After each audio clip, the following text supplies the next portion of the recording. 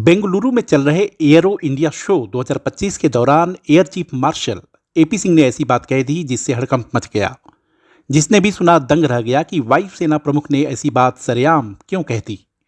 रक्षा सुरक्षा से जुड़ी बातें ऐसे सार्वजनिक रूप से नहीं कही जाती, लेकिन एपी सिंह ने जो बात कही वह गलत नहीं। हो सकता है कि जहां और जिनसे उन्होंने यह बात कही वह मंच उपयुक्त न हो, लेकिन इसमें कोई दोष शक नहीं कि दो मोर्चों यानी चीन और पाकिस्तान से एक साथ युद्ध लड़ने के लिए भारत के पास पर्याप्त लड़ाकू जहाज यानी फाइटर प्लेन नहीं हैं। युद्ध के इन दोनों मोर्चों को ध्यान में रखकर ही बहुत साल पहले वायुसेना के लिए 42 स्क्वाड्रन मंजूर किए गए। ऐसा माना गया कि चीन और पाकिस्तान के साथ अगर एक साथ युद्ध लड़ना पड़े तो 42 स्क्वाड्रन पर्याप्त होंगे। एक स्क्वाड्रन में 18 फाइटर प्लेन होते हैं, लेकिन 42 स्क्वाड्रन की यह संख्या भी बहुत पुरानी हो गई है। चीन और पाकिस्तान की वायुसेना से तुलना करते हुए अब अगर आकलन किया जाए तो स्क्वाड्रन की यह संख्या बढ़ जाएगी। भारत को इससे ज़्यादा स्क्वाड्रन की ज़रूरत पड़ सकती है, लेकिन हाराज तो यह है कि 42 तो छोड़िए, वायुसेना के स्क्वाड्रन की संख्या लगातार कम होती जा रही है। इस समय वायुसेना के पास करीब 30 स्क्वाड्रन हैं। कहाँ 42 होने चाहिए थे और कहां 30 हैं। एक तरह से आईएएफ के पास लड़ाकू जहाजों की भयंकर कमी है। मान लीजिए चीन और पाकिस्तान दोनों से एक साथ यदि युद्ध शुरू हो जाता है तो हम या आप वायुसेना से क्या उम्मीद करेंगे। हम या प्रत्येक भारतीय यही चाहेगा कि वायुसेना अपने संसाधनों और फाइटर जहाजों का इस्तेमाल करते हुए दोनों देशों के छक्के छुड़ा दे और उन्हें मार भगाए। हर भारतीय अपनी सेना से यही उम्मीद करेगा और करना भी चाहिए। इसमें कोई गलत बात नहीं है, लेकिन सवाल यह भी है कि क्या दोनों मोर्चों पर दुश्मन को माकूल जवाब देने के लिए जरूरी फाइटर प्लेन वायुसेना के पास हैं? तो जवाब होगा नहीं। तो इसकी वजह क्या है? भारतीय वायुसेना के पास फाइटर एयरक्राफ्ट की इतनी कमी क्यों है? तो इसका भी एक जवाब है। दरअसल भारत में fighter aircraft, chopper, missile, avionics, communication उपकरण, एरो इंजन और सैटेलाइट लॉन्च व्हीकल की डिजाइन और निर्माण हिंदुस्तान एरोनॉटिक्स लिमिटेड यानी एचएएल करता आया है। अपनी स्थापना यानी 1940 से ही एचएएल एक से बढ़कर एक हथियार, उन्नत रक्षा उपकरण और रक्षा उत्पादन करता आया है। इसने शानदार हथियार बनाए हैं, इसके इंजीनियर लाजवाब हैं, लेकिन फाइटर प्लेन के निर्माण, खासकर तेजस मार्क 1A की डिलीवरी में जो देरी हुई है उसने वायुसेना की तैयारियों को बहुत प्रभावित किया है।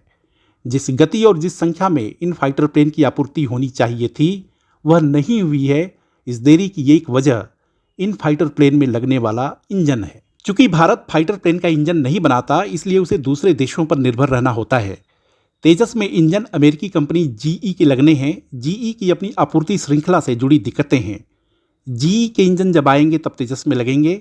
इसके आने और लगने में ही बहुत समय निकल जाएगा। तब तक वायुसेना के और फाइटर प्लेन रिटायर हो जाएंगे। कुल मिलाकर वायुसेना प्रमुख की चिंता लड़ाकू विमानों की कम होती संख्या और उनकी आपूर्ति को लेकर के है। उन्होंने जो बात कही है उसमें उनकी पीड़ा और दुख झलकता है।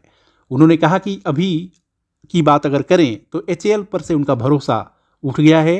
हमारी क्या ज़रूरतें और चिंताएं हैं, मैं वही आप लोगों से बता सकता हूं। भरोसा उठना बहुत गलत बात है।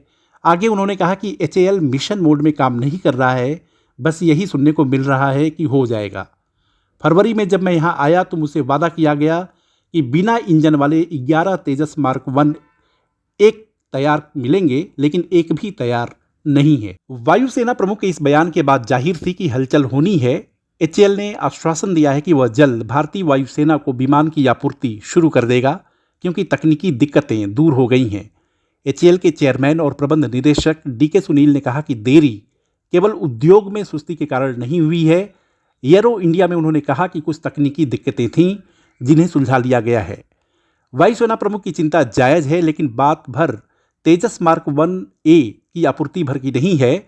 युद्धों में आर्मी, नेवी और एयरफोर्स सबकी भूमिका अहम है।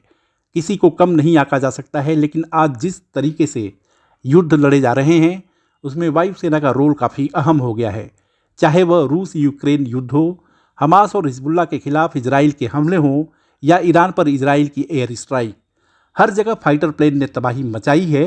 यह तब होता है जब आपके पास स्टील्थ फीचर से लैस 5वीं पीढ़ी के अत्याधुनिक लड़ाकू विमान हों। पीढ़ी की बात अगर की जाए तो भारत अभी 4.5 पीढ़ी पर अटका हुआ है। 5वीं पीढ़ी का एक भी विमान भारत के पास नहीं है। डीआरडीओ ने 5.5वीं पीढ़ी एडवांस मीडियम कॉम्बैट एयरक्राफ्ट यानी AMCA का मॉडल अभी पेश किया है। वायुसेना में यह कब शामिल होगा अभी इसकी तस्वीर साफ नहीं है। तो ऐसे में ज़रूरी है कि भारत सरकार 5वीं पीढ़ी वाले फाइटर प्लेन जल्द से जल्द खरीदे। प्रधानमंत्री नरेंद्र मोदी इस समय अमेरिका में हैं। ट्रंप से मुलाकात के दौरान F-35 खरीदने की बात करनी चाहिए। अमेरिका से अगर डील नहीं हो पाती है तो रूस के सुखोई 57 के लिए बात करनी चाहिए। कहने का मतलब ये है कि वायुसेना के लिए नए और 5वीं पीढ़ी के फाइटर प्लेन नितांत जरूरी हैं। वीडियो को लाइक, शेयर और सब्सक्राइब करें और हाँ, कमेंट भी जरूर करें। देखते रहिए इंडिया अड्डा।